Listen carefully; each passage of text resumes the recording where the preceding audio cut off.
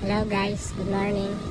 Meron pala tayong project, kitchen cabinet. Puputasin natin to para dito natin lalagay yung curtain tools. Gumamit pala tayo dito ng curtain tools. At inipit natin to para hindi sumama. Tsaka yung cordless drill. Yan. Natapos na natin itong putasan. Ganito yung itsura niya.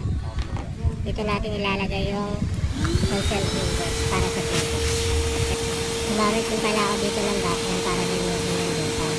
Meron kasi ito nakikita na